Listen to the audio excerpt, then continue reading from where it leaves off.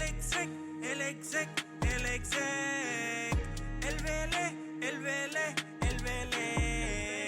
el fenómeno que todos quieren ser, el chamaquito que no pueden entender. How we doing, guys? Welcome to episode 107 of the Exec Talk podcast. I'm your host, El Velez.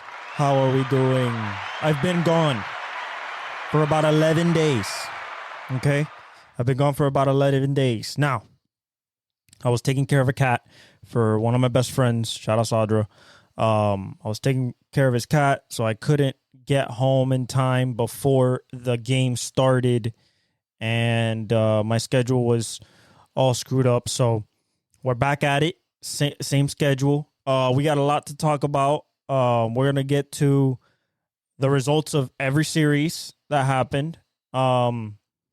We're going to get to the Imola, Emilia Romagna Grand Prix that we learned some stuff maybe for the future of Formula One. We're going to talk about NASCAR, the All-Star Race, Indy, the fact that the Indy 500 is this upcoming weekend, so is the Monaco Grand Prix. The finals, the Champions League final, Borussia Dortmund, Real Madrid, June 1st. And Haaland won the Golden Boot for the second year in a row. Manchester City won the championship for the fourth year in a row from the Premier League. As well as we're going to look forward to what the Western Nation Conference Finals are going to start looking like. The NFL schedule came out, but I'm not going to break it down in this episode. I want to have some time to see the matchups and everything. I haven't looked at the schedule per se, all of it. I know that the first game is Kansas City versus the Ravens in Baltimore. I mean, in Kansas City for banner night, and the ring ceremony. Very good game. I expect it to be.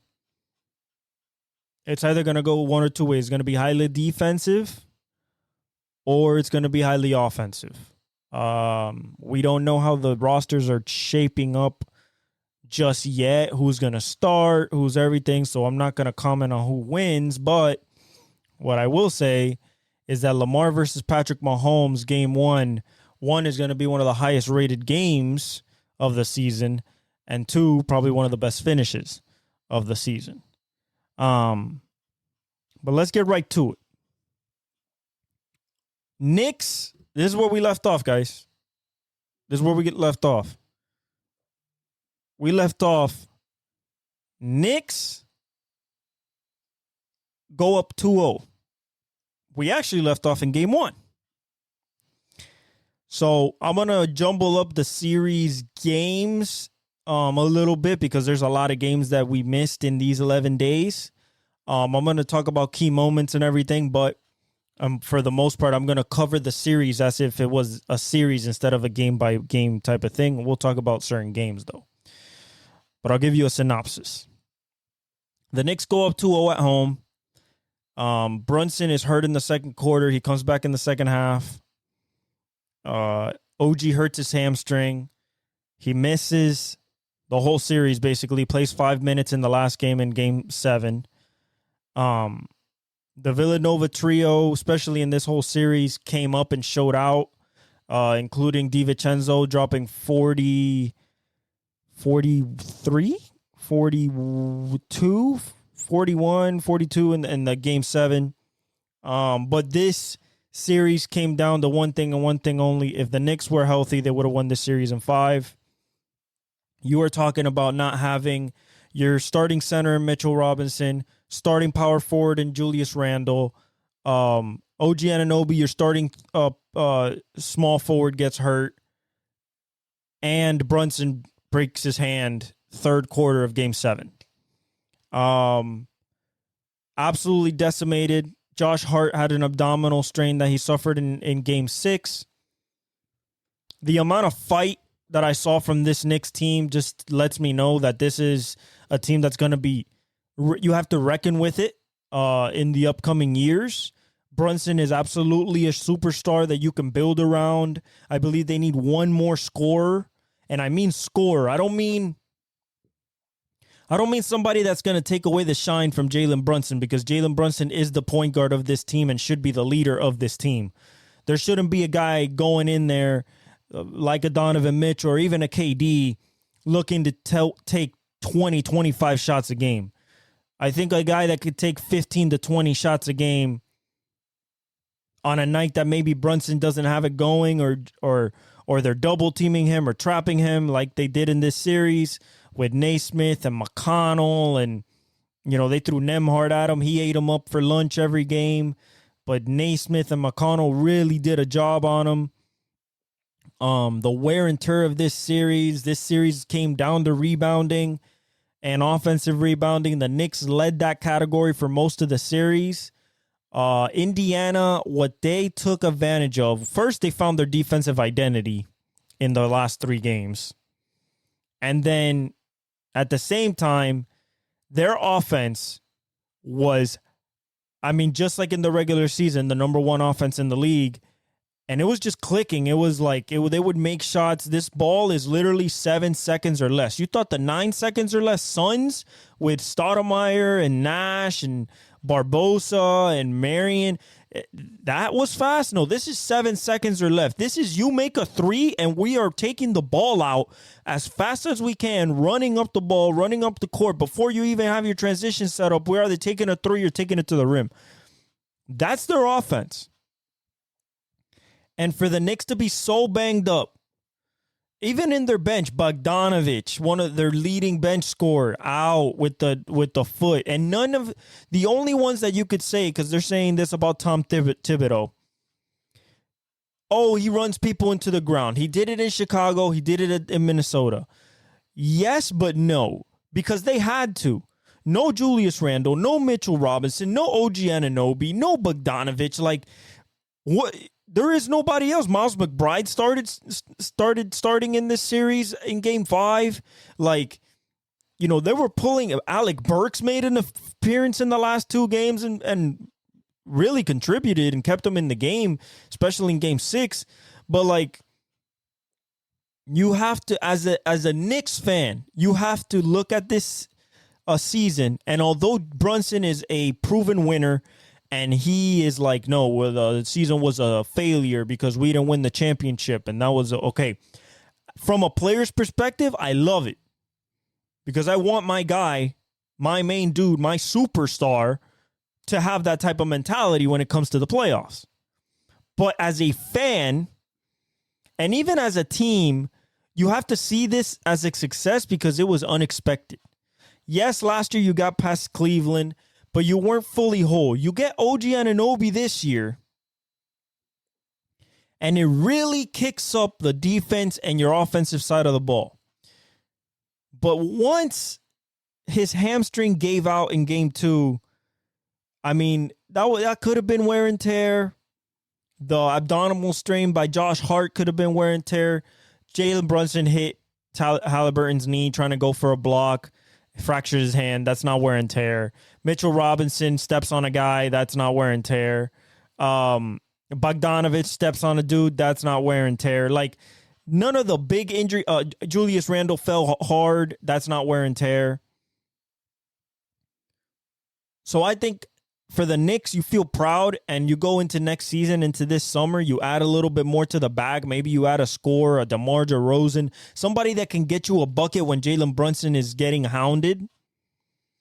I love this leap that I saw from Dante DiVincenzo. I love the leap that I saw from Josh Hart. Like this, if they're going to be these type of players, like they're definitely going to be in the top 4 conversation in the East every year for the upcoming years. I love Jalen Brunson. I love Tibbs. It's just about, can Tibbs understand with this series that just happened? Can he understand that maybe having a 9-man rotation is something good when you have people, let's say they had a healthy Bogdanovich and then Alec Burks and Miles McBride. And so, that means DiVincenzo would come off the bench. Maybe Josh Hart was coming off the bench when Julius Randle was in. because they wanted to play OG Anunoby and Julius Randle. The two would still be Dante, I still believe. But then you would have a lot more fresher bodies. And will Tibbs lean into that for stretches in a playoff game instead of running his guys 48 minutes?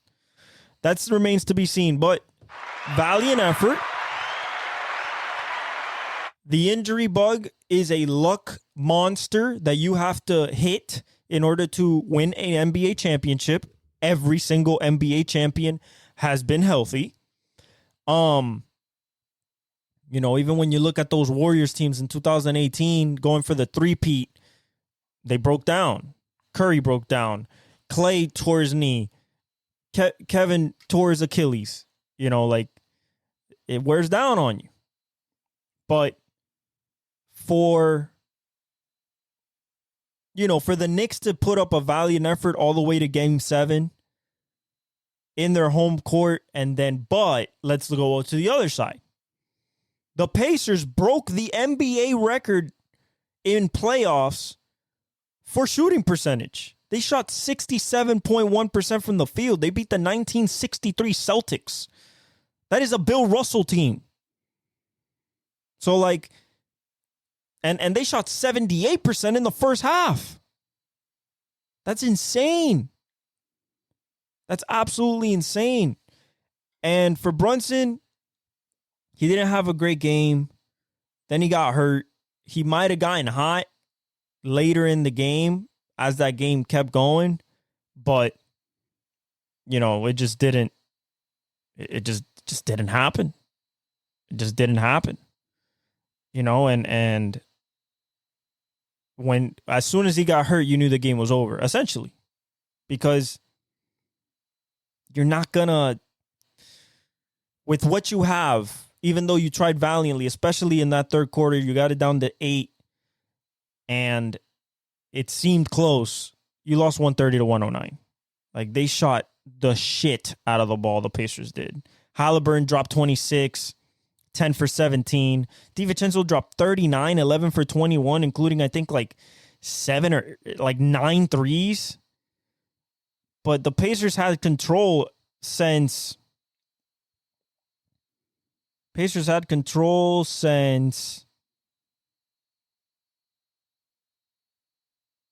were up.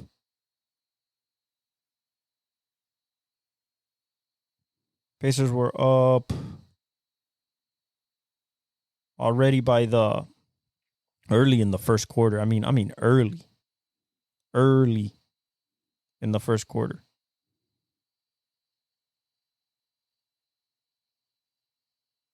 I'm trying to figure it out here, but let me just go to the play-by-play because the graph in ESPN is not working. The Knicks had a lead for about, that's it. That was the lead. The Knicks lost the lead and never got it back at 6-5, 9:57 in the first quarter. The Pacers go on to shoot 78% for the half. They missed 5 shots. 5. And at halftime, it was bad. I mean, at halftime, the first quarter ended 39-27, so they were already up 12. And they just kept stretching the lead, and,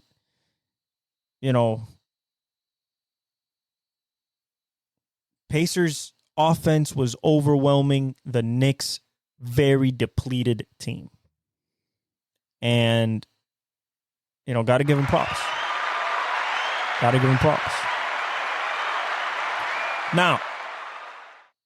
Now, to the next series that we're going to break down. The next series. The Cavs destroy the Celtics at home. This is game 2 of the Cavs series. This series ended in 5 games, and Donovan Mitchell didn't play for the last 2 games because he was hurt. Jared Allen, hurt. Now, I'm not saying Boston would have lost to the Cavs had they had Jared Allen and Donovan Mitchell for the full series, but I believe it would have been longer than 5. And here's the thing. Finally, we saw something of Jason Tatum. The last 2 games, he showed up. Thank God, right? I mean, you guys, you Celtics fans were waiting for him to wake up, right? He gives you 25 in game 5. He gave you 33, I believe, in game 4. So has he woken up? Doesn't matter. Why doesn't it matter? Because it's about getting to the finals. Whether he's woken up or not. The thing I'll say about the Cavs, Evan Mobley showed me a lot this series. He went 33 points with no Donovan Mitchell in game 5, 15 for 24. The game was in question, I would say, up until 5 minutes left in the second quarter. Was the last lead that it was tied at 4 minutes left in the second quarter, and from there Boston just took off. They won 113-98.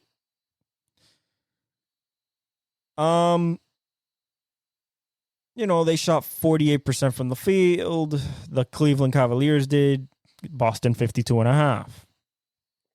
Boston 44% from 3.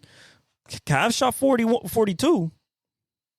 Celtics have more turnovers. That's normal.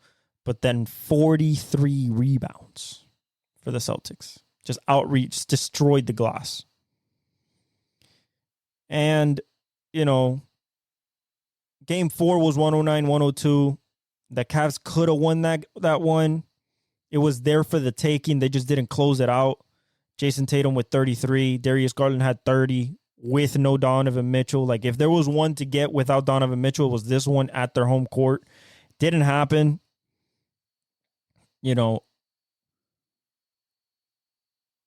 Cleveland Cavaliers. Good showing. You guys weren't whole. We understand that. I still don't know if you would have beat this team. I did pick Boston in 6, but once, Donovan Mitchell, you lose him for 2 games, it's definitely going to be in 5. And for Donovan Mitchell, yes, he has something to think about, but it was very interesting that after the game, he said, "I'm happy in Cleveland. I want to stay here." And that's interesting because his services will be requested upon by the Lakers, New York, maybe the Heat. And, do I think that he can... let's be honest. The NBA is about winning championships. You build teams, GMs build teams, players go to places to win championships. Do I feel that in Cleveland, Donovan Mitchell can win a championship? As currently constructed, if they were fully healthy, I am not sure if they could get past Boston. Now, if they probably, and even a healthy Milwaukee and a healthy 76, no, he cannot win a championship with the Cavs. Now, that's not to say that he could go win a championship somewhere else. Because if I'm Donovan Mitchell and I want to leave, I'm staying in the East. I don't want nothing what's going on in the West. Nothing. Zero part of it. I left it. I left Utah because Golden State was over there. Now you got a couple, 4 or 5 monsters over there, and they're all young, and another one coming. So, Victor, by the way.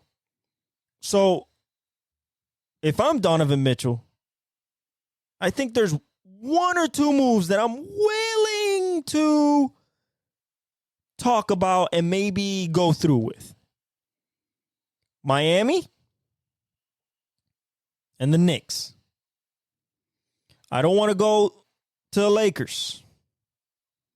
I don't want to go to the Clippers. What other team could inquire?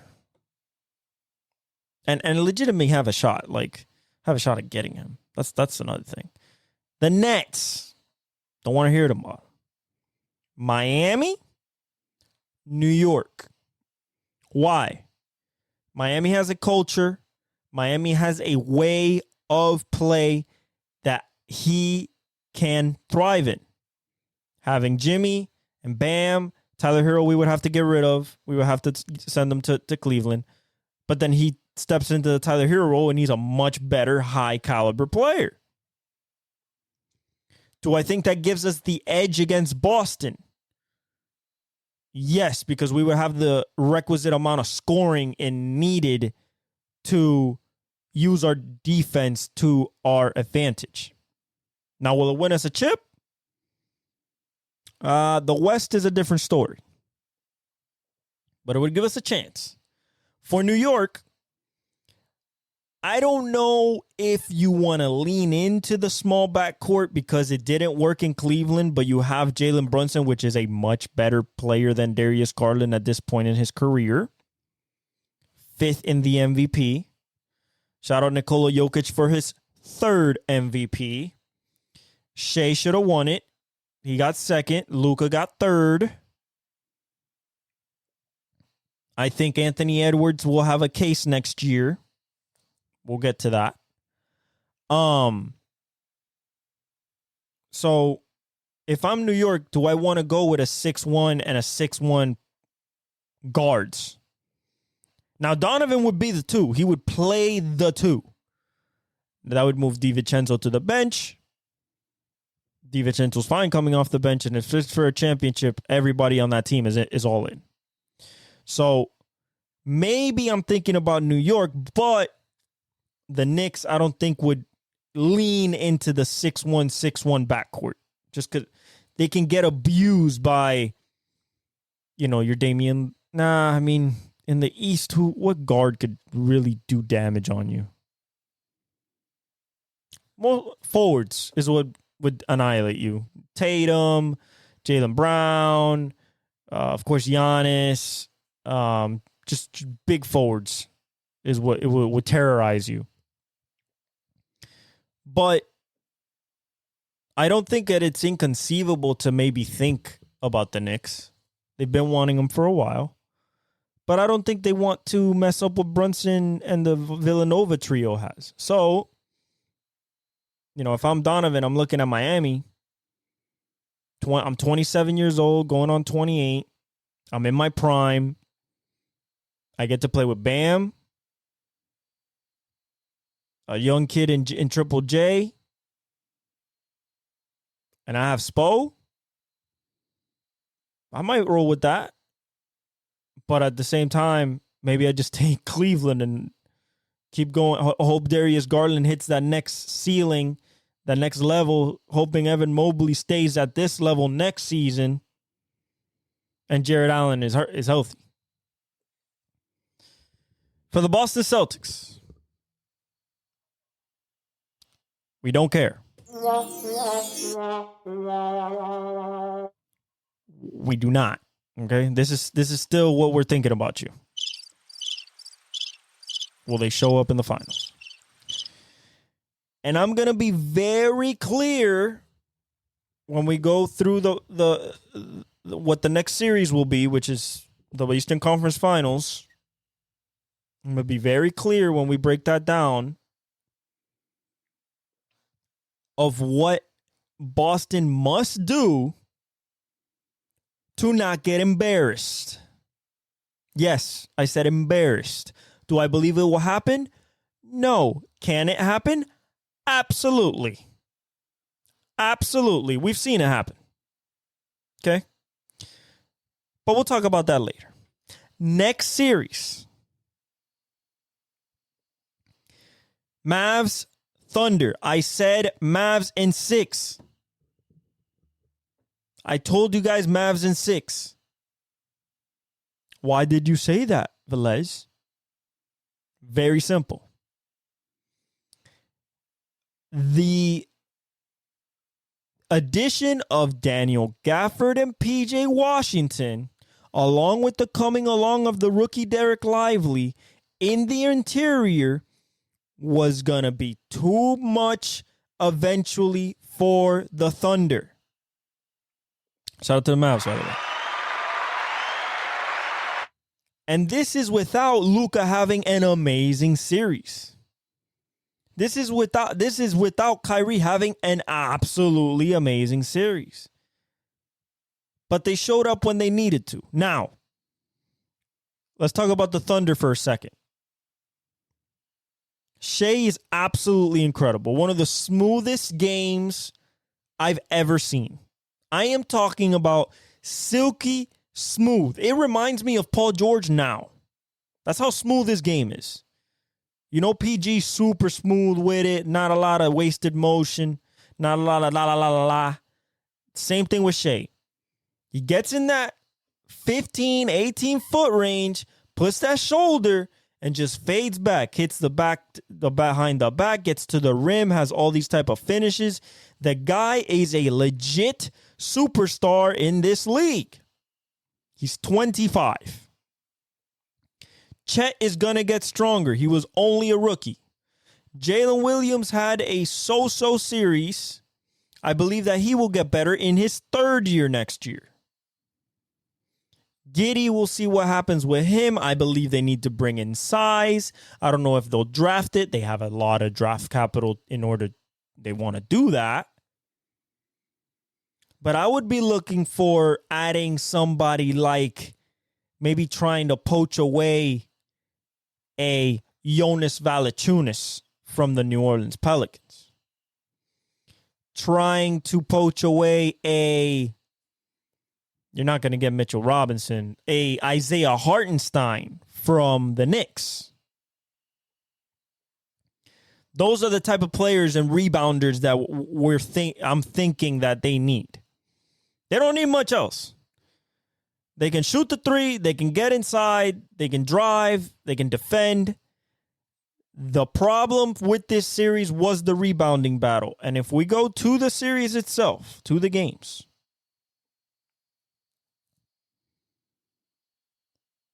two going to Oklahoma City.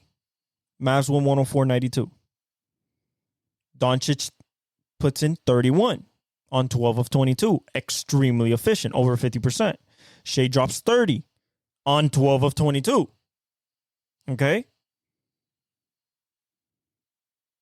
But the Mavs shot basically 53% from the field. And they held OKC to 42.5.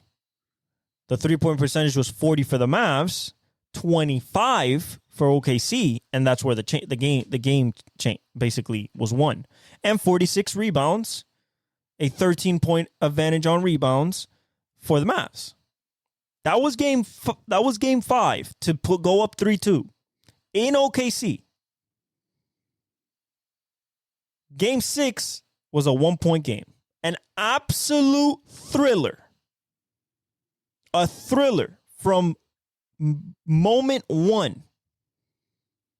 Shea dropped 36 on 14 of 25.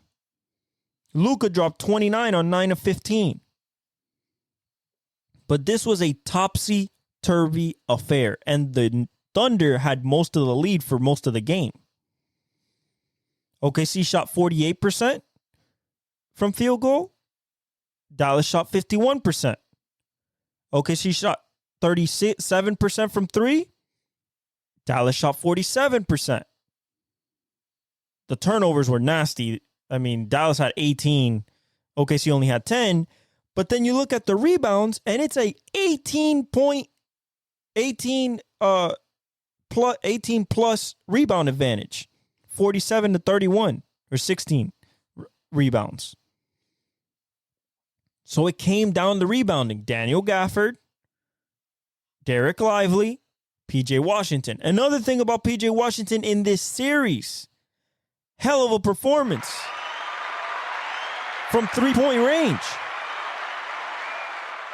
And this game had everything. Chet, 21, but he went 1 for 7 from 3. He went 9 for 15, but 1 for 7 from 3. Jalen Williams, 22, 8 of 16, 3 of 5 from 3. Shai Gilgeous-Alexander, 4 of 5 from 3, 14 of 25, 36 points. But Isaiah Joe dropped 11, 3 of 4 from 3. Lou Dort dropped 2 of 7 from 3 and 11 points, 3 of 10 from the field.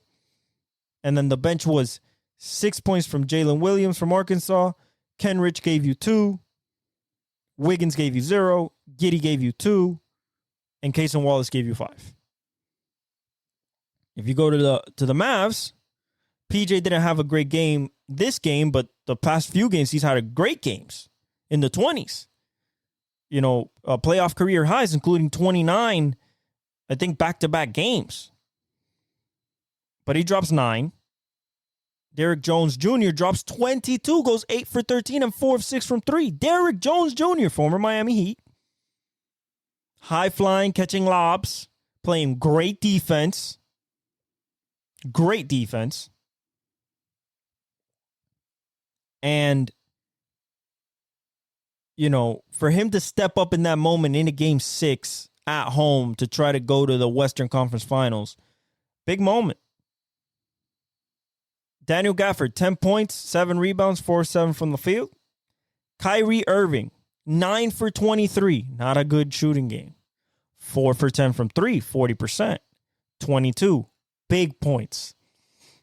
Big points in the second half. Doncic, 45 minutes, scored 29, 10 and 10. Triple-double. Tim gave you 2. Derek Lively gave you 12. Big 12 points coming off the bench. Josh Green gave you 6. And Jaden Hardy, who started playing the last 2 games of the series, gave you 5. For this to end at a 1-point game is incredible. And it was. It was incredible.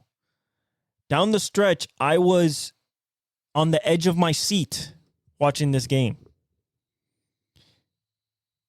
But I really saw, one, the youth of OKC. They did need that one experience. They needed that hurt. But also the poise from Dallas. Thunder were up. But they didn't matter. They kept pushing. It was 30 to 23 after the first quarter. They got outscored again, 34 to 25 in the second quarter. In the third quarter, Mavs went 35 to 26. And in the fourth quarter, 34 to 26. So they flipped it in the second half. But this game, I mean, it literally came down to Shai making a shot to go up 1. On the other end, with the clock going down, with 2.5 seconds left, PJ Washington gets the ball in the corner. He goes up for a shot. Shai Gilgeous-Alexander puts his hand on the ball, blocks it, but it slips off and hits PJ Washington's forearm. 3-point shot, shooting foul. Shai Gilgeous-Alexander. Remember, up 2. Up 2. So the third free throw is the most important. Okay? No, up 1. Needed to tie and then sink the other one. He missed one. One, for the referee to call that, it was the right call. Yes, it was a foul. They challenged it, so You know, it's not like they didn't challenge it. They challenged it. They upheld it. Same type of situation happened a day later in another game we're going to talk about. But OKC has everything you need. Everything. The it guy, Shai Gilgeous-Alexander, one of the best scorers in the league, period. Jalen Williams, a kid that has star potential written all over him on the defense and offensive side of the ball. Super efficient. Josh Giddey's that one piece that's just like, what do we do with Josh Giddey? He had some good moments. He had some bad moments. Still can't shoot. So we'll see there. But you got Isaiah Joe, one of the best three-point shooters in the league. Chet Holmgren is only going to get better. He's only 21. 22. He's only going to get better. He's going to gain more strength. His shot is going to be good. His shot went away from him later in this series, but he can sink threes at a 40% clip. And Lou Dort's one of the best perimeter defenders in the league. And he had the assignment all series of covering Luka and did a hell of a job. A hell of a job. Every game. Luka's going to get his, but he did a hell of a job pestering him, being in his space, not allowing him to get to the step back. When he gets in the lane, make sure that he disrupts his arms so he can't get up shots easy. I mean, Lou Dort played hella defense on Luka Doncic. Shai played great defense on Kyrie. But having Kyrie and having Luka, two of the best closers in the league, at home to close out the series, and for it to be won on PJ Washington free throws was absolutely incredible to see, and it was nerve-wracking. But I said it, Mavs in 6. Mavs in 6. Remember I said that. Go back into the pods. I have receipts of my own. For the Mavs, I mean, OKC's going to be here for years to come, especially with the bevy of first-round picks that they have and pick swaps. And Sam Presti has built a juggernaut over there, and he's only going to keep adding to it. Mark Dagnall's a great coach. Calm, cool, collected, poised, still gets what he needs out of them. The team is young. They'll learn from this. Shai's going to come back stronger. Yeah, the Thunder are here, and they're going to be here for a while. As for Dallas,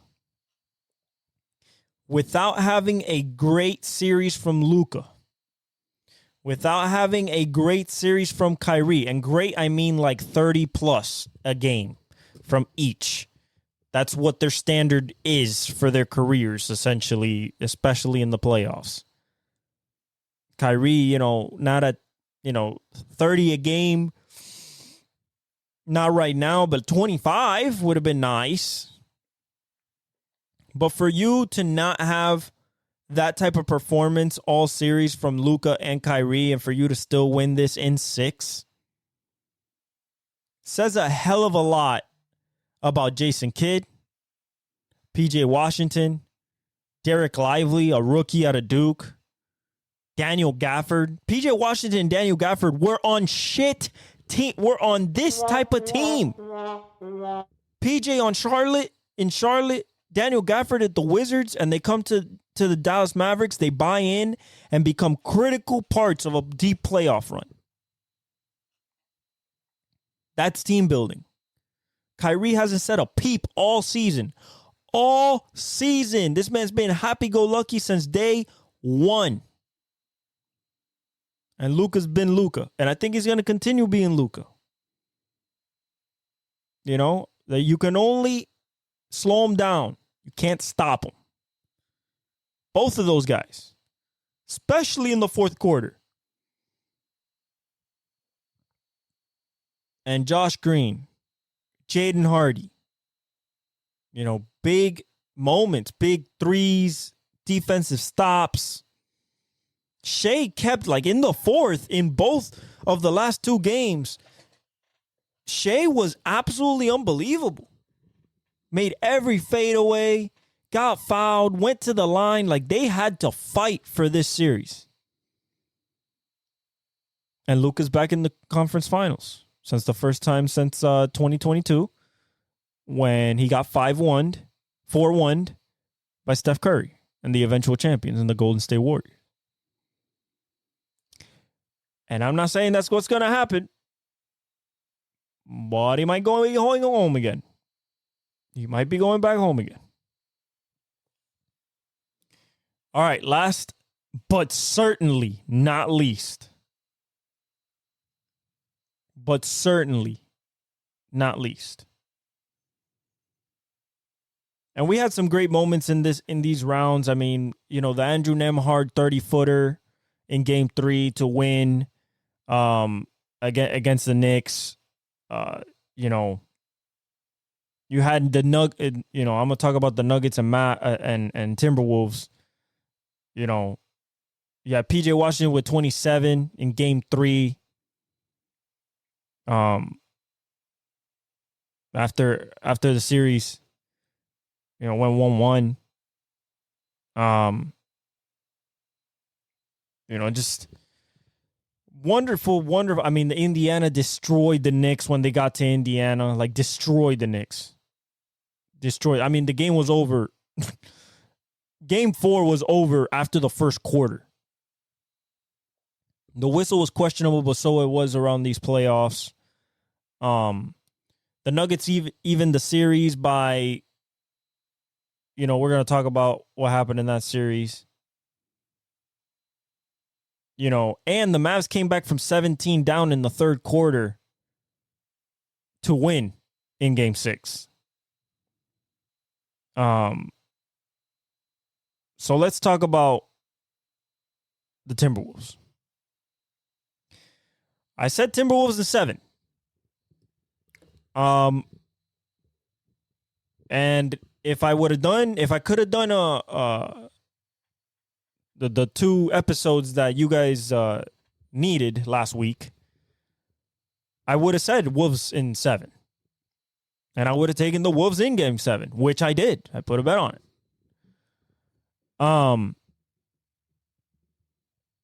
The defense that has led the NBA all year, number 1 defense, including in the playoffs, is what showed up in game 6 and 7. What showed up in game 3, 4, and 5 was the defending champion Nuggets. And Michael Malone put it perfectly before game 7. If you match this teams up 50 times, he believes it'd be 25-25. They're that evenly matched. One team can shut down the other. Another team can go on runs. It's just like that. And we had swings in this series so big from game to game. So big. I mean, if we look at the series as a whole and these scores, it is incredible. You go from game 1, 106-99. Okay, that's pretty close. Timberwolves get it. 106-99 again in game 2. No, 106-80. So there's the first blowout, 26 points. Timberwolves. Then the Nuggets go 117-90 in Minnesota, 27-point drumming. Then you go Minnesota again, and they beat you 115-107. Okay, 8 points. All right. And then you go back to Denver, and you go 112-97. So, 15. And then you get to game 6. But what happened in those 3 games? What happened in those 3 games was that Nikola Jokic was eating alive Rudy Gobert. I mean, eating him alive. The best guy that covered Jokic this whole series with Karl Anthony Towns What?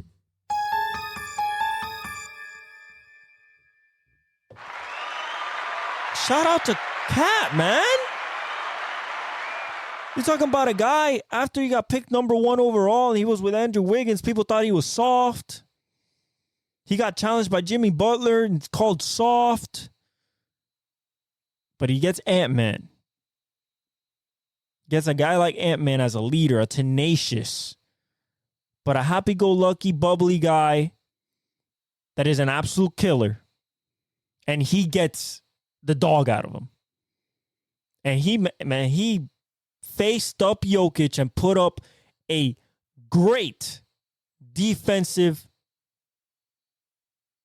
just trying to bother him on every shot. Yes, he fouled him a couple times, but he was trying hard. And he affected shots. Made Jokic miss. Now, when Rudy Gobert was on him, especially those next 3 games after the 2-0 start, and they said it. They said it going into game 3. Hey, we smelled the Kool-Aid a little bit. The 3 days helped Denver, especially Jamal Murray with that calf. And then the role players started. Michael Porter Jr. Aaron Gordon, Christian Braun. I mean, you had a Justin Holiday game. You know? So Aaron Gordon dominated the boards one game. You know, and then Jokic just left over the left shoulder, over the right shoulder, spin, footwork. Rudy Gobert couldn't do nothing. Games 4 and 5 were absolute cooking displays of utter destruction by Nikola Jokic. And to be more precise, game 1, Anthony Edwards, 43. That was game 1. Game 2, Anthony Edwards, 27. Okay? Then we get to game 3. 19 for Ant. 8 of 15, 3 for 8 from 3. Okay, they defended him well. You know what they started doing? They double teamed the absolute shit out of Ant. I am talking about hard double. I'm not talking about no show, let me hedge. No. I'm talking about Jamal Murray and Kentavious Caldwell-Pope, Aaron Gordon and Jamal Murray, Kentavious Caldwell-Pope and, Christian Brown. I'm talking about hellacious double teams. Like boxing 1 double teams where it's like, I need the ball away from you. I need it away. You need to get rid of this ball. And for the first couple of games, Ant was kind of struck by it. He was like, damn. All right, I guess I'll pass the ball.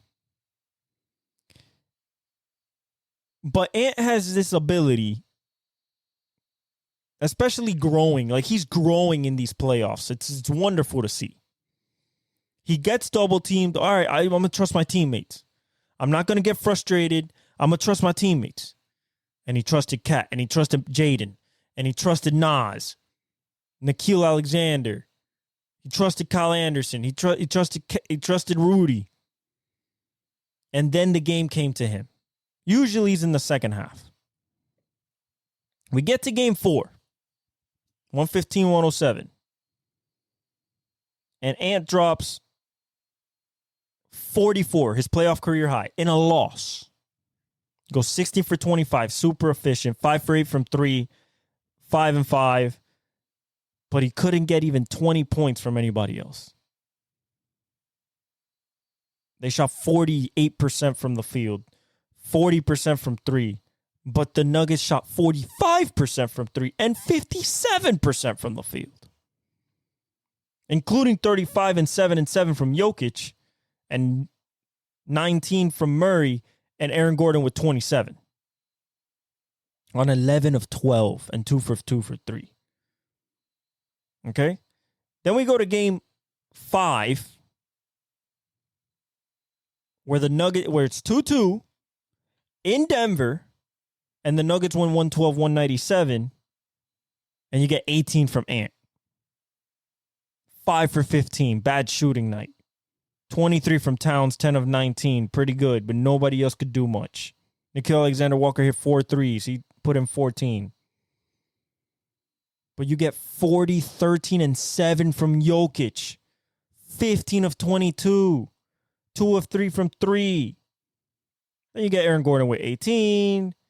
You get Jamal Murray with 16. You get Kentavious Caldwell-Pope with 16. You get 10 from Christian Braun.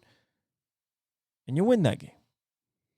And Ant said, leaving that arena after game 5, he said, I'll see you back here I'll see you mother effers here for game 7. He said that to a security guard. All right, Ant. I see you. So what do they do in game 6 when they go back to Minnesota? They destroy. Game 2 type destruction. 115-170. 45-point absolute blowout after starting the game 9-2. The Nuggets did. 20-0 run. 20-0 or 22 roll. After that. Then they went on another 21 run in the third. And it wasn't even an Anthony Edwards game. It was just the defense was suffocating. Like game 2. Suffocate. 45-point blowout. 45 points. Second largest loss in the history in an elimination game. In a potential elimination game in the history of the NBA. 45 points. Aaron Gordon with 12. Nikola Jokic with 22, 9 of 19. Jamal Murray with 10. He was strapped up, 4 of 18. And nobody gave him nothing. Got 27 from Edwards, 13 from Conley, 10 from Cat, 21 from Jaden.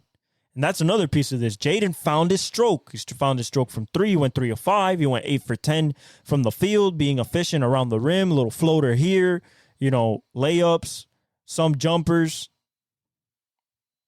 They got 10 from Naz Reid, 9 from Nickeil Alexander-Walker. So that's game 6. Now you go back to Denver, right? And Denver goes up 15 at halftime. And the Wolves can't hit shots. And Nuggets are just hitting, Jamal Murray's going nuts, scoring 24 in the first half. And Jokic is playing well. And Jokic is hitting everything. But what did the Timberwolves do? They stuck to it. They stuck to it. No panic. No lack of poise. Shout out to Chris Finch. Hell of a coaching job with a torn patellar tendon on the sidelines. Shout out to Coach Mike Norrie, the assistant coach that is acting as head coach on the floor. So you get 34, 19, and 7 from Jokic on 13 of 28. But he goes 2 of 10 from 3. Then you get a Jamal Murray game. 35 points, 13 of 27. 4 of 12 from 3. But then Michael Porter goes 3 of 12, 1 from 6 from 3. Aaron Gordon goes 2 for 5. 0, doesn't attempt a three-pointer. Caldwell Pope goes 2 for 7, 1 for 4 from 3. And you get 5 points from your bench. 5 from Christian Braun. That's it. You go to the middle, so the Timberwolves, you get another 23, 7 of 10, super efficient 3 of 4 from 3 from McDaniels, including big buckets to keep them afloat in the first half and in the second half. Rudy drops in 13. Big free throws. Big free throws in the fourth quarter. Karl Anthony Towns, 8 for 14, 1 of 6 from 3, but 23 big points and 12 giant rebounds, including the putback that ended the game. So it was a putback dunk off of, I believe, an Anthony Edwards 3 with 45 seconds left to put them up 8. They won this game 98-90. In every game that the Timberwolves won, they held the Nuggets under 100 points. In the 3 games that they lost, the Nuggets scored 127. That was their offensive rating, 127. That's higher than anybody in the league this season, including the Boston Celtics, which had the highest one at 122. So this defense is absolutely legit. And they just locked down in the second half. They put their nose to the grindstone, and Anthony Edwards shut Jamal Murray off. He shut that faucet off. That shit was not spraying water no more. Spraying bricks. Turnovers. Steals. Transition buckets. That's how they got back in the game. They were down 20 in the third. They got down 15 at halftime. Biggest halftime comeback ever was 13. So they came back from that. And they came back from 20 in the third. They started clawing back. And when they got it to 10, I was like, okay. Then they got it to 6. I was like, okay. And then they got it to 1 on an Anthony Edwards just Jordan-esque cooking session of Aaron Gordon, just beep, beep, beep, inside and out, in and out, tween, step back, wet.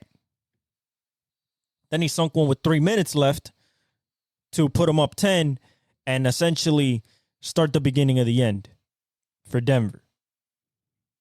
But, Mike Conley got 10 points, 3 of 5, big threes.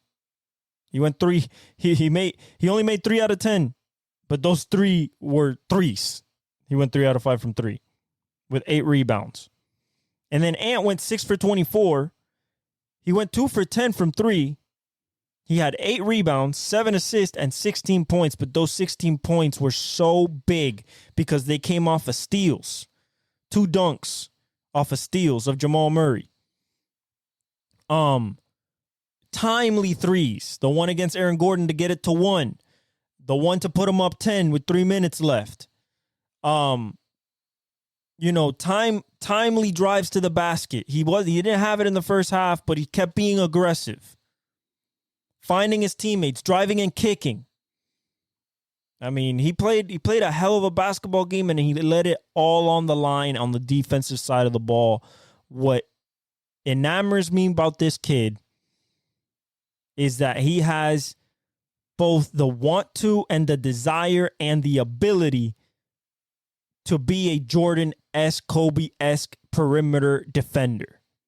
Make all NBA defensive teams and make all NBA teams and win MVPs and win finals MVPs, win championships. Like, he has it all. He has the ability and the want to be that great. And that's why he's my favorite player.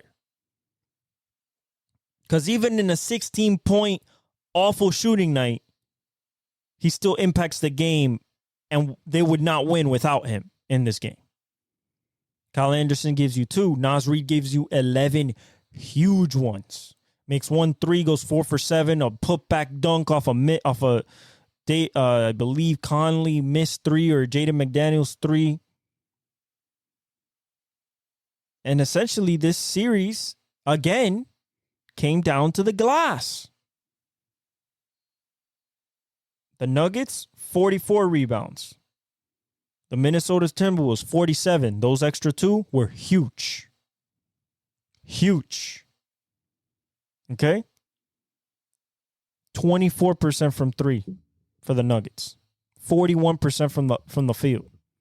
I'm telling you, it was only Jokic and Murray. Nobody else had double figures. Nobody. Everybody else scored 21 in total. Not like the Timberwolves shot any better. They shot 30% from 3, 29%, and 39% from the field. It was just the defense. For the Nuggets, you need more bench. I think Jordan Strother's going to make a leap next year. Hunter Tyson, 3-point shooter off the bench. But I think Jordan Strother's that key piece. If you guys want to move MPJ, I suggest you start Jordan Strother. He's another shooter, but he can shoot off he could get off the bounce. He did it at Gonzaga. What was that at UConn? No. Villanova. UConn. Might have been at UConn. Jordan might have been at UConn. Because I remember Cam was at Villanova. Cam Whitmore. Yeah, I think he won the championship, Jordan Strother. So he can get off the bounce. He's tall enough to get rebounds. He can pass. He can also shoot set shots. So I think he has a leap coming. I think they have to make a decision whether to keep MPJ or to move on from him. You're not going to get his shoot, but he was not good in this series. He was just not good in this series. Great in the Lakers series, but he was not good in this series. You need more bench scoring. Reggie Jackson, Christian Braun. You lost Jeff Green. You lost Bruce Brown. Those were your guys that really scored off the bench. Hurt you. And at the end of the day, you got to be a little bit healthier. You know, Jamal with the calf, that was tough, especially for a couple games there. You still got Jokic, so you're still going to be in the mix. You can win a title next year, and I wouldn't be surprised. But I know that Michael Malone wanted to go back-to-back, and he definitely showed his frustrations after Game 7, saying, stupid-ass question to the reporter when they ask, hey, how much does it hurt after being up by 20 in a Game 7 at home? And he said, next question. And then he said, the season's over. That's what hurts. Who gives a F about being up 20? Season's over. So you can tell that he was, he's in pain and he'll probably apologize. He's a classy dude. But man, this was the finals. I said it before the series. The champion will come from this series. My champion is the Timberwolves. Against anybody. They'll get through Dallas. And we'll talk about that series coming up. And they'll get through Indiana or Boston. Probably Boston. But they'll get through everybody. Why? It's not just Anthony Edwards. Although he's a big part of it. A big part of it. It's the fact that they believe. And it's the fact that they know that they can lock down anybody defensively, including Jokic and Jamal Murray. They shut down the two-man game. Shut it down in the second half. Shut it down. And it was tough to deal with, man. That two-man game, games 3, 4, and 5, it's so hard to stay disciplined. They kept doubling Jokic and just challenged people to make shots this game in Game 7, and they just did not. And they were at home. 75% of the time, Game 7s are won by the home team. Shout out to the Timberwolves, baby. Western Conference Finals bound. All right. Let's talk about the series. First, we're going to talk about Boston, Indiana. First thing, off the bat, it's going to be a very, very fast pace series. Both teams love to run. Love to run. Now, the double-edged sword for Indiana. If you get in a running matchup with Boston, that means Jason Tatum and Jaylen Brown will get more shot attempts. Porzingis will not start this series. I believe that he will come in Game 5, if necessary, at 2-2. I believe that they insert him in. I don't think that they're rushing him back at all. I think he's ready, but I don't think they want to rush him back. I think that they have enough. Okay? The defense for Indiana, if they can put it at the level that they were against the Knicks, especially with McConnell, Naismith, Toppin. If they can do that, they have a shot. Why? This offense is absolutely incredible to watch, especially when they're hitting shots. And they can hit shots against the Boston Celtics. They can shoot threes with the Boston Celtics. This is not going to be Boston Celtics shooting 45 threes and Indiana having no answer for it. Halliburton plus 40%. Nembhard plus 40%. Naismith plus 40%. Miles Turner plus 40%. Everybody plus 4 except McConnell. Plus high 30s, plus 40% from three. The ball pops. Pascal is going to be in the lane getting his twos. He can defend. He's going to be on Tatum. He's going to be on Brown. I believe the matchups are going to be Pascal on Tatum, Naismith or Obi Toppin on Jaylen Brown. Naismith might be too small, but he's a tenacious defender. And then Obi Toppin has the size to deal with Jaylen Brown. I believe that's your matchups. Miles Turner is going to cook Al Horford alive. He's going to push them out to the three-point line. He's going to be like, come over here, you 37-year-old. I'm going to drain this on your face. Okay? This ball pops constantly. The ball hits a palm, and it's gone in just the fastest amount of time. Swing, quick. I think Halliburton is now finding his offensive rhythm like he was before the injury. He's going to be in the 25 to 27-point range with high assist numbers. I do not expect the Boston defense to have as much as an effect as it's had in the last two series. Okay? The thing I think that if the Luke Cornett, Peyton Pritchard, and Hauser minutes, if Indiana can dominate that, which they can, why? They had the number one scoring bench in the league. I think their average was 44 points from the bench? It's something ridiculous. Everybody can score. The only guy they don't have is Benedict Mathurin. If they had Benedict Mathurin, this would be an even harder series to pick. It's not hard right now because Boston, still got to believe Boston's going to get there. Now, I am not completely opposed to Indiana winning this series. I believe Halliburton has what it takes. I believe Pascal Siakam has the championship pedigree to have what it takes. I believe Rick Carlisle's a great coach to go against Rick Mazzulla, and I think he's a better coach than Tom Mazzulla. Okay? If Porzingis doesn't play, I like Miles Turner.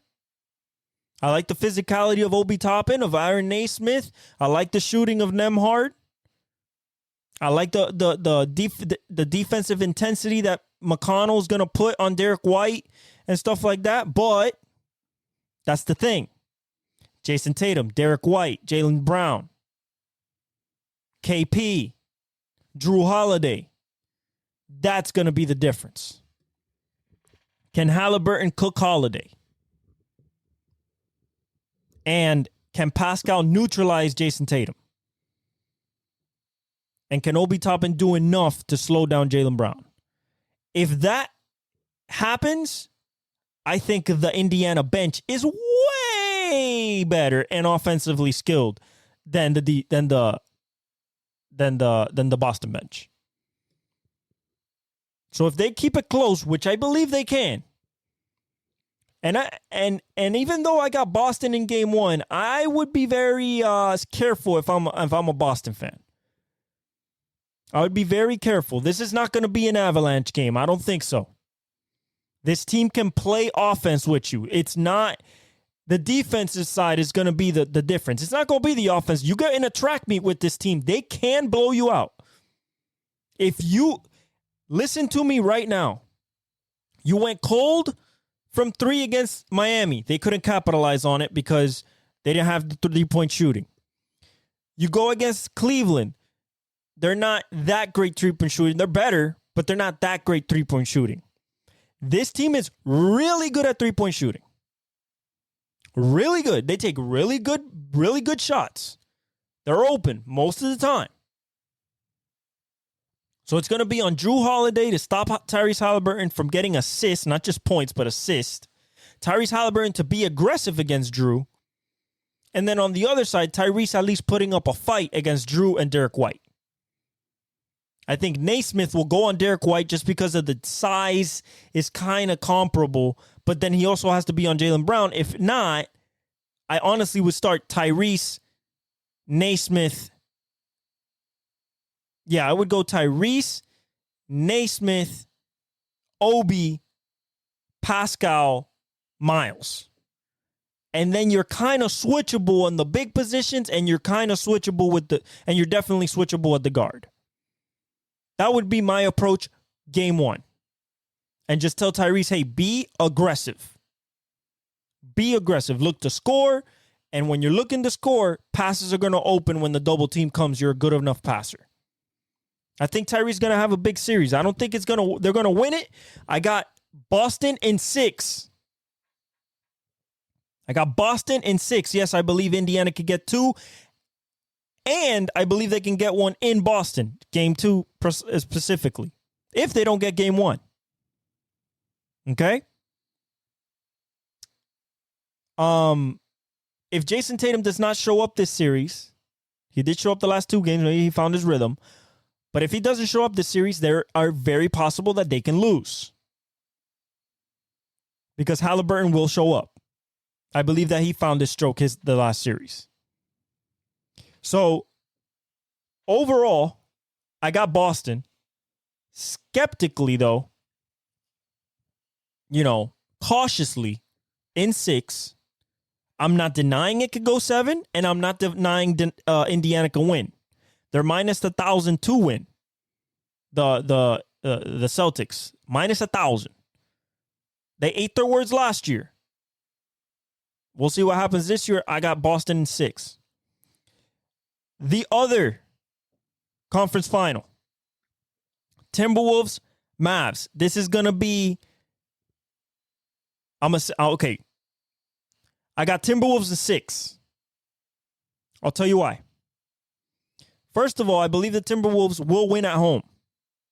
I think they'll defend home court. I think Ant has there's nobody on that Dallas Mavericks team that can stay in front of Ant. Not athletic enough, not fast enough, not skilled enough. Okay? They don't have a KCP. They just don't. Okay? They don't have an Aaron Gordon. They're going to stick PJ Washington on him.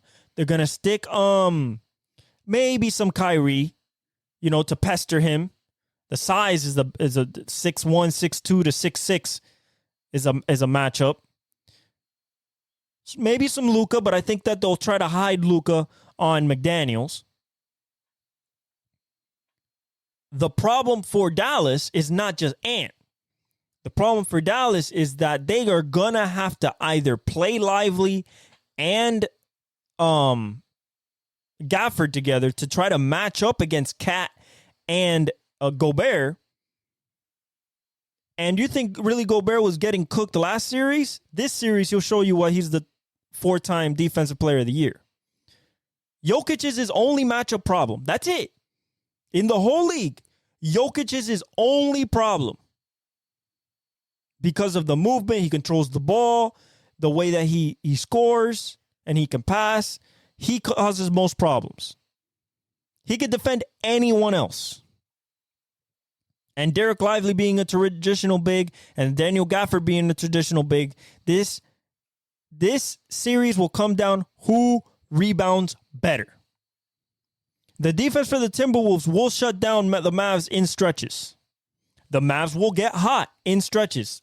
Luka, Kyrie, Tim Hardaway Jr., PJ Washington, Josh Green. They will get hot. Timberwolves can shut it down. Now it's up to the Timberwolves on the other end to punish mismatches. Cat, if they put anybody shorter than you, punish it. Just like you did last series, especially the last 2 games. Rudy, stop fumbling the ball. If you get the ball, keep it up high and just lay it up or dunk it. If not, pass that shit. Jaden McDaniels, keep hunting your shot. You're 6'9". You're going to have Luka on you, a little slow-footed. He's going to be tenacious. He's going to try.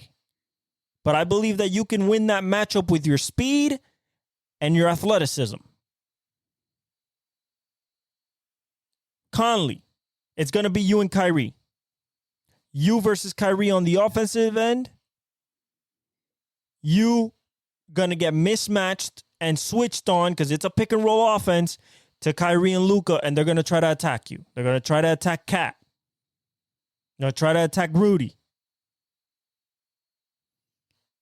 This series will come down to rebounding and perimeter defense on both sides. On both sides. That means Anthony Edwards and Jaden McDaniels, I believe in them more defensively, and in return, their offensive output will be better because they'll get transition buckets and stuff like that than Luka and Kyrie on the defensive end against McDaniel, Nickeil Alexander-Walker. I believe Naz Reid will be huge in this series. Huge. He'll have if not a big game, big games. Naz Reid. Because he's a mismatch. He's going to take Lively out there into the 3. He's going to take Gafford out there to the 3. So is Kat. So the rim protection is going to be off. This is going to be an Anthony Edwards special series. I'm not saying he's going to, but I believe he should be able to average 35 in this series. Comfortably. Just attacking the rim. He doesn't even have to shoot threes.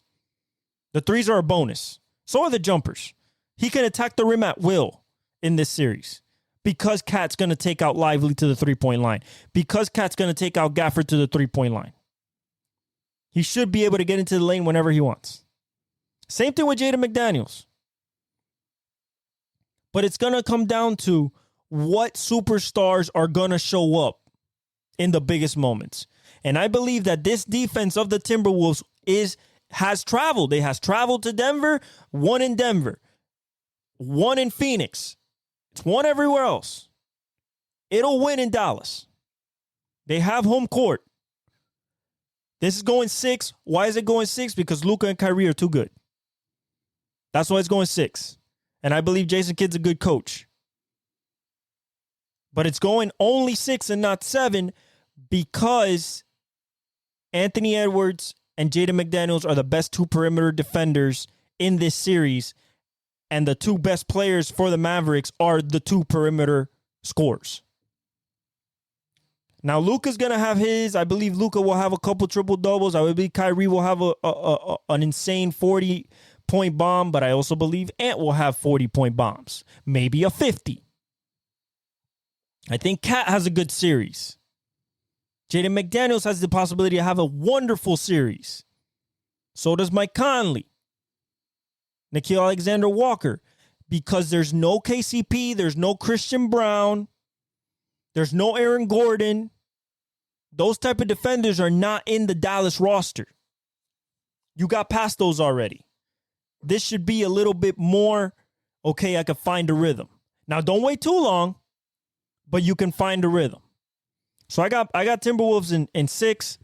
That means my final is Boston versus Timberwolves, and I got the Timberwolves in that. We already talked about that. I'm really excited for this Western Conference Finals. I'm really excited for the Eastern Conference Finals. I believe that we're going to have either a 22-year-old, 25-year-old, 26-year-old, or a 23-year-old with Tyrese Halliburton, superstar, win a championship this year. That's what the league, that bye-bye LeBron, bye-bye Steph, bye-bye Durant, that is over with. That is over with. It is the Ant, Tyrese, Jason, Luka, Shea, Victor Wembanyama, Jokic. That's the show now. That's the show. Zion when he's healthy. That's the show. Old people move aside. Okay? Really excited. Really super, super, super excited. And one step closer to the NBA Finals. Next thing we're going to talk about, Formula One. It was at Imola. Max won qualifying, as expected. McLaren was very close. Mercedes, not close. RB had a really good showing. Perez didn't make it out of Q2. Excuse me. And Alonso started 20th. Imola is a classic racetrack. What that means is that it is extremely hard to pass in this car. So hard to pass in this car. There were the first 40 laps. The only position changes were from pit stops or at the back of the field. Okay? With the last 30 laps after the last pit stops, Lando Norris was about 6.5, if not 7 seconds behind Verstappen. And I don't know what happened. Maybe it's a sign of hope. Maybe it's a sign that maybe we're getting back to competitive. But Lando Norris walked Verstappen down to under a second with one last lap left. And he couldn't do it. But it showed us a glimpse at maybe the tides are turning. McLaren's catching up. Ferrari still needs a little bit. Mercedes needs a lot. But at least McLaren, Lando, Oscar are catching up. Now, when Red Bull brings its upgrades, we got to see what happens. But it was an exciting race from the fact that you could see Lando cutting into the lead constantly. The degradation on Verstappen's tires was getting really bad. And, you know, he was slipping on corners and stuff like that. And Lando was just running him down. He needed 2 more laps. He would have won that Grand Prix. The thing that me and my dad have a problem with at Imola is that there's only one DRS zone and it's short. It is the front straightaway to the first corner, and it's pretty short. If you're not half a second or lower coming out of turn 19, you are not getting close. Okay? So that's something frustrating because I believe that they should put another DRS zone in the back straightaway, where, you know, some unfortunate events have happened in the past, including Jacques Villeneuve, Niki Lauda, and Ayrton Senna. RIP to all those 3 gentlemen. Niki suffered burns, and then Villeneuve died, and so did Ayrton Senna. Next is Monaco this week, including the Indy 500 and the Coca-Cola 600 in NASCAR. Monaco is by far the most exciting qualifying day, and also the most boring race. And the reason it's the most boring race is because the cars are too big.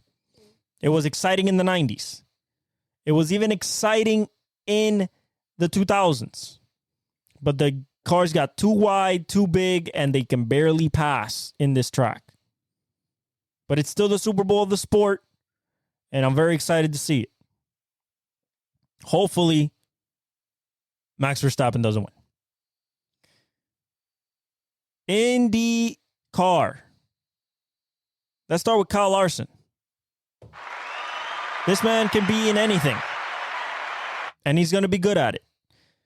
He goes on Fast Sunday, which is the qualifying day for the top 6. He puts it in the top 12 at number 1 before the Penske boys go 1, 2, 3. So he gets bumped down to like 4th or 5th in the top 6. And then in top 6 day, he puts it first before the Penske boys. And then the Penske boys, you know, put it first, and he's fifth in the Indianapolis 500. He's going to run the double. which is run the Indianapolis 500 and then go to Charlotte to run the Coca-Cola 600. Those are 1,100 miles in one day. What a beast. Only a couple guys have done it. Tony Stewart back in the day did it. Mario Andretti did it. And this kid can do it. I love Kyle Larson, series champion, of course, superstar. The guy can drive anything, and he showed that he could drive an Indy car. Penske looks like the strong team in qualifying. Does that mean that Joseph Newgarden is poised to maybe win it again? Maybe Scotty, maybe a Will Power? We'll see, because for some reason, when it comes to race day, even though last year Joseph Newgarden won it, Andretti Green runs pretty good, McLaren SP runs pretty good, and there's always Ganassi just lurking with Scott Dixon, and Alex Palou, so I think that it's going to be a great race. I love the Indianapolis 500. It's the greatest spectacle in racing. It literally, there are 4 crown jewels in racing, and it goes Indianapolis 500, Daytona 500, 24 Hours of Le Mans, and the Rolex 24-hour. Those are the pinnacles of racing. And this is the biggest one, 300,000 people in Indy. A whole month of celebration in Indianapolis, culminating on Sunday to see who gets to taste the milk and kiss the bricks and forever be enshrined into the legendary list of Indianapolis 500 winners. NASCAR All-Star Race. Shout out to Joey Logano winning $1 million at North Wilkesboro. Listen, shout out to Keselowski last week for winning after 144 starts of not winning, or 44 starts. One of those two. I believe it was 144 because he hadn't won in 2 years.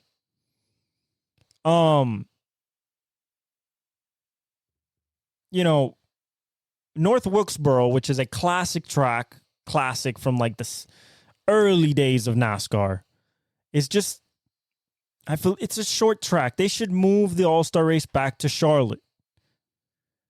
It was much better. This was a short track. There was a lot of beating and banging, and tempers flared with Ricky Stenhouse when he got put into the wall by Kyle Busch. And, later after the race, Joey Logano held off Denny Hamlin and, charging Fords. Fords are very strong right now. Now, can they keep it going? At Charlotte in the Coca-Cola 600, we'll see. It's the longest race of the season. It's about 4 hours. Goes from daytime to nighttime. Track changes. So many pit stops. Possibility for a lot of cautions. Really exciting race after the Indianapolis 500 and the Monaco Grand Prix in the morning.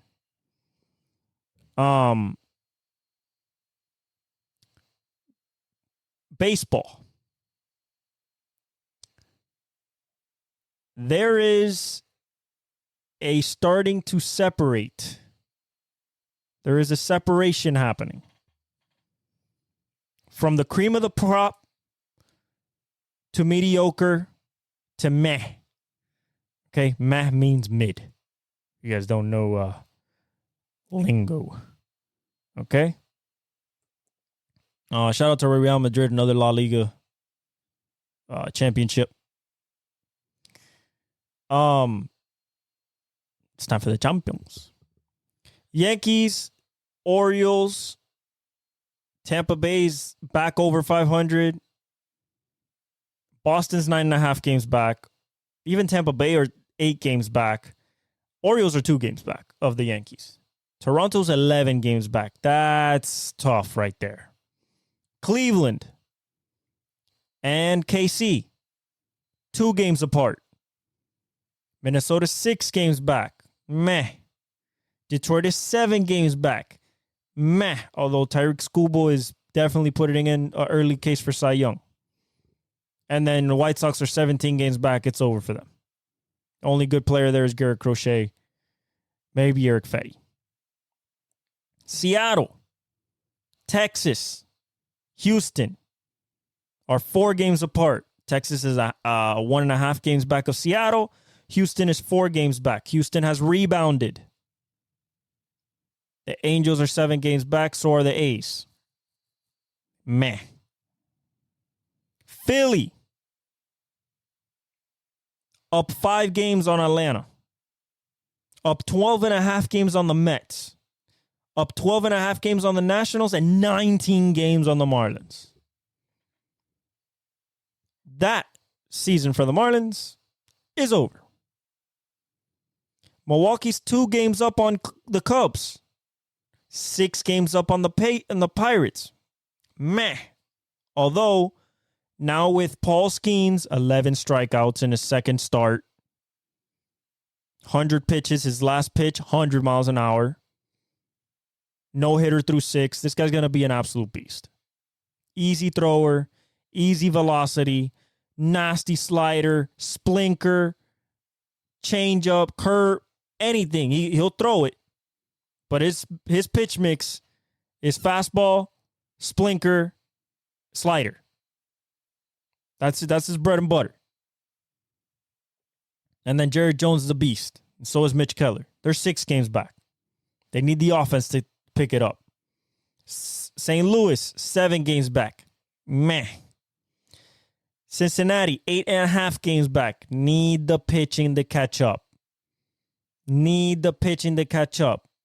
Lodolo, Ashcraft, Abbott, Hunter Green need it to be more up par to what it's supposed to be. The offense also needs to pick it up, but the pitching is what really needs to pick up. The Dodgers are 7.5 games up on the Padres. Wow. Ohtani's murdering balls. So is Aaron Judge. He has 13 bombs now. Went on a run after a month of no homers. Gunnar Henderson putting up a case for MVP. Bobby Witt putting up a case for MVP. So far, William Contreras and Shohei. Mookie. 7.5 games up. Wish Yoshinobu Yamamoto pitching great. Walker Buehler came back. He pitched good.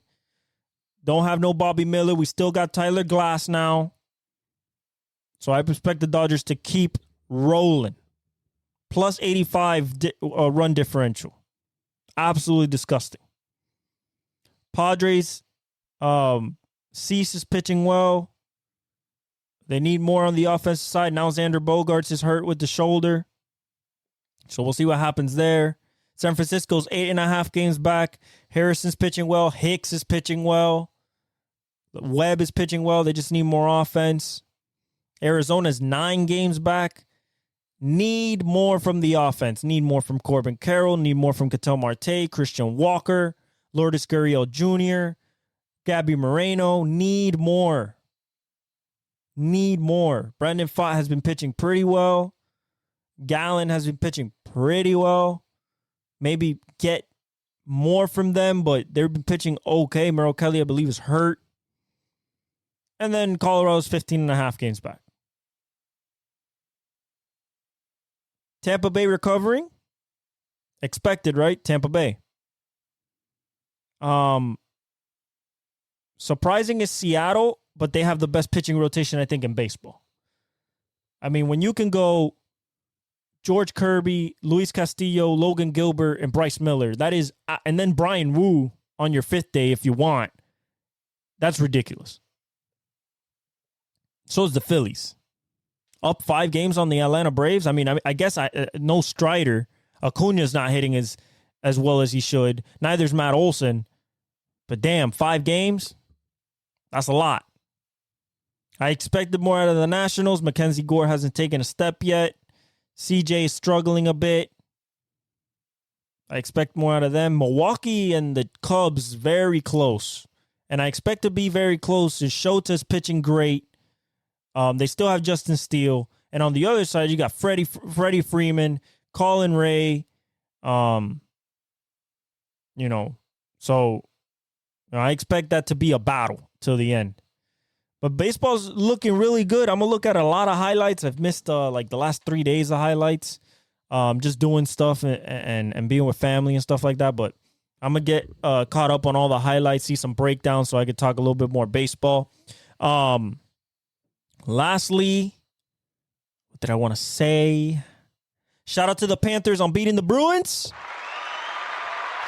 We're going to the Eastern Conference Finals to face the New York Rangers in hockey. I believe we can win this series. We just have to be physical and hope that Shesterkin is not standing on his head. I believe that we'll win this series. I believe that we can win the cup this year after the disappointment last year in the finals. To Chuck, the whole team, I think we're poised to do it. Edmonton Oilers versus Vancouver Canucks tonight, Game 7. I'm going with the Oilers. I love Connor McDavid. I believe that he could get it done. And they will be facing on the other side Dallas, which is a very fast team, very good team. I expect that to be a hell of a series as well. I don't know much hockey, but I love that the Panthers are in it, that we beat the Boston. McJesus is still in it. So yeah, it's exciting to have a Florida team fighting for a championship, potentially. Really nice this year, because of all disappointment. But thank you so much. I know that this was a long episode. I just wanted to, go through everything with you guys. I love you guys. God bless. Thank you for supporting. Like, subscribe, hit the notification bell so you don't miss any when I upload. We're gonna be back on regular schedule. I love you guys, and I leave you with the outro.